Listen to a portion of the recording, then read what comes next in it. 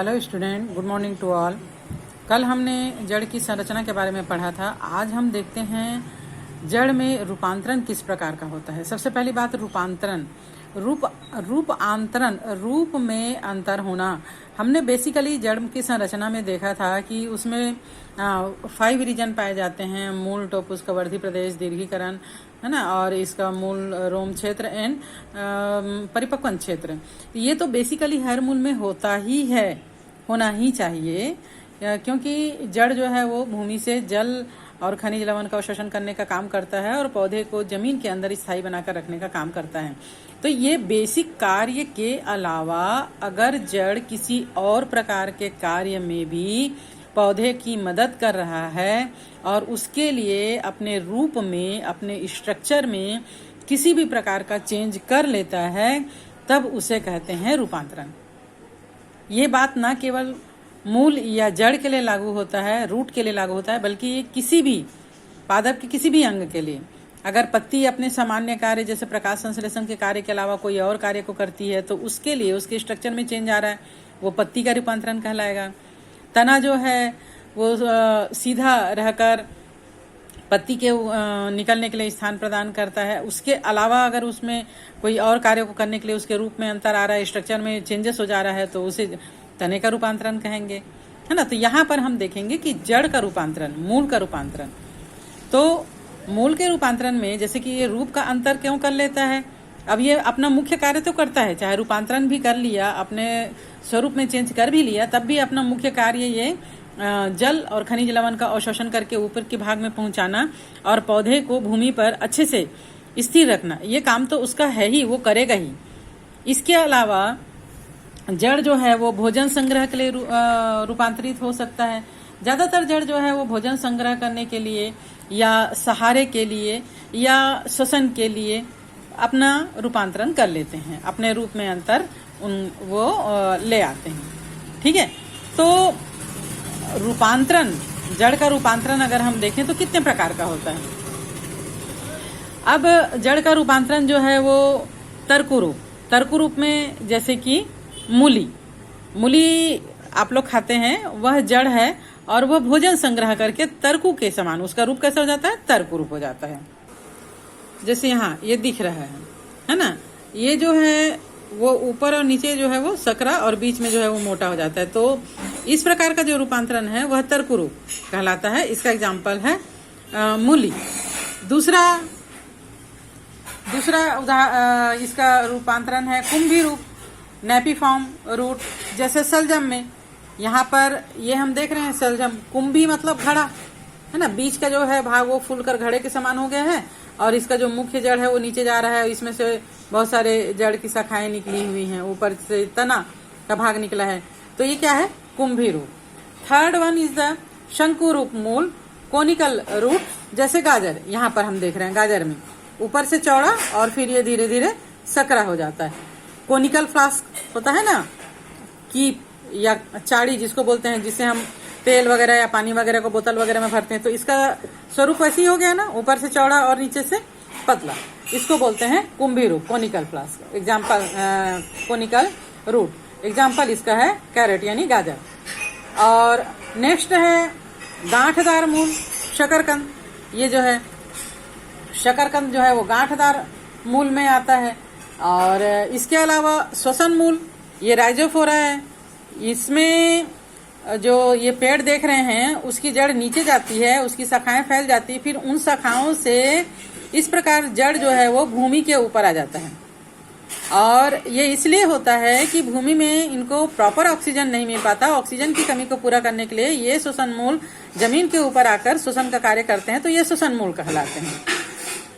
इसके अलावा हमने अपस्थानिक जड़ें पढ़े हैं, है ना। इसमें क्या होता है, बरगद में जो तना है उससे जड़ें निकलकर नीचे भूमि में जाती है और इसको मुख्य जो तना है उसको या मुख्य जो पेड़ है उसको सहारा प्रदान करने का काम करती है। तो इस प्रकार जड़ें जो हैं वो सहारा प्रदान करने के लिए, भोज्य पदार्थ के संग्रह के लिए या फिर श्वसन के लिए अपने आप को रूपांतरित कर लेती है। इसे मूल का रूपांतरण या जड़ का रूपांतरण कहा जाता है। नेक्स्ट स्ट्रक्चर हम पढ़ते हैं तना। तना क्या है, ये पौधे के भूमि के ऊपर का भाग होता है, जो बीज के प्रांकुर यानी प्लूमूल से विकसित होता है। और हमें पता है कि तने पर यानी स्टेम पर आपका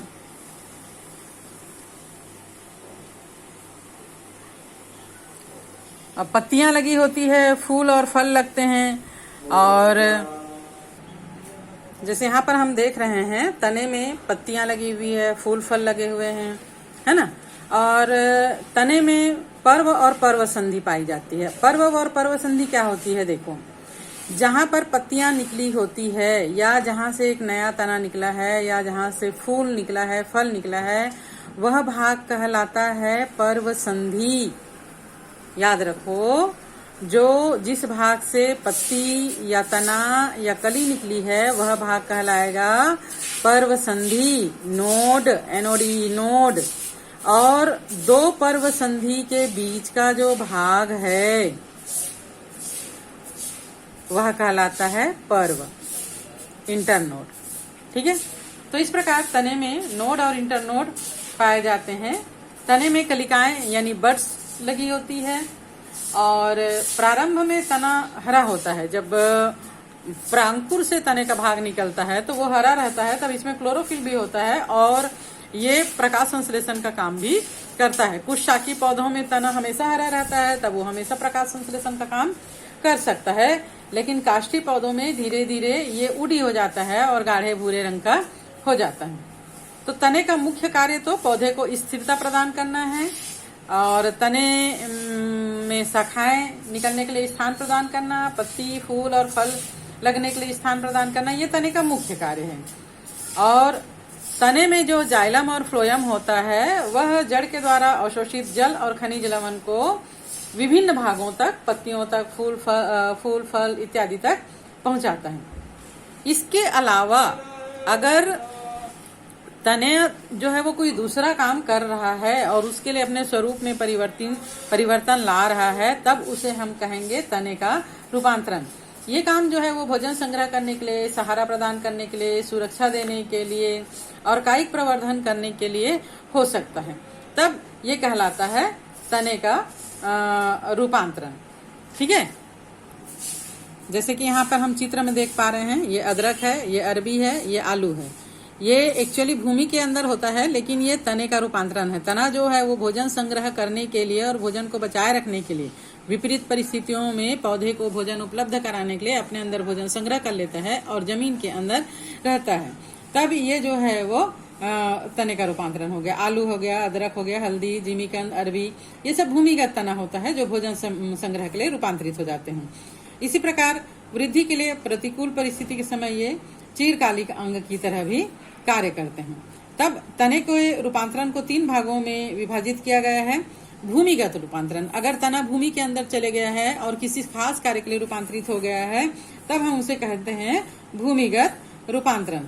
जैसे हम यहाँ पर देख रहे हैं, आलू, अदरक, अरबी वगैरह भोजन का संग्रह करके मोटे और फूल गए हैं और गुदेदार हो गए हैं, तब इसके अंदर भोज्य पदार्थ संचित रहता है। जमीन के अंदर रहने के कारण ये रूपांतरित तने हरे नहीं होते, बल्कि इनका रंग जो है वो मटमैला या जड़ के समान हो जाता है। इसलिए लोग इसे जड़ समझने की गलती करते हैं, पर यह जड़ नहीं है। भूमिगत तने में पर्व संधियां होती हैं। जैसे आप ये अदरक में देख रहे हो, इस प्रकार के जो भाग होता है ना, आप लोग अदरक को लेके देखना हाथ में, तो ये जो भाग है वो पर्व संधि वाला भाग है, और 2 पर्व संधि के भाग वाला जो भाग है वो पर्व है। और इस प्रकार जो निकला रहता है वो कलिकाएं हैं, ये पर्व संधि से ही निकलता है। इससे जो है वो, अगर आप भूमि में इसको रोपित कर देते हो और इसे जल, पानी वगैरह अगर उचित वातावरण मिलता है, तो इससे नया पौधा यानी नया तना निकल जाता है। ठीक है, तो इस प्रकार इनमें पर्व और पर्व संधियां होती हैं। और इन कणों में कक्षी तथा शीर्षस्थ कलिकाएं, जैसे कि मैंने बताया, कक्ष में और शीर्ष में कलिकाएं यहाँ इनमें होती है। रूपांतरित तने भोजन सामग्री संचय करने के साथ साथ वर्धी प्रजनन का भी काम करते हैं, यानी इनसे नया पौधा लगाया जा सकता है। प्रतिकूल परिस्थितियों में भूमिगत तने जमीन के अंदर पड़े रहते हैं, और जब अनुकूल परिस्थिति आती है तो ये नए पौधे को उत्पन्न करते हैं। आलू, अदरक, हल्दी, जिमीकंद बंडा, प्याज आदि जो है वो भूमिगत तने का रूपांतरण है। दूसरा है भूतली रूपांतरण। कुछ पौधों में मुख्य तने की कुछ निचली सुप्त कलियां पतली पार्श्व शाखाओं के रूप में वृद्धि करती हैं और इनका मुख्य कार्य वर्धी प्रजनन का होता है। भूतली तने कई प्रकार के होते हैं, जैसे ऊपरी भूस्तरी, अंतः भूस्तरी।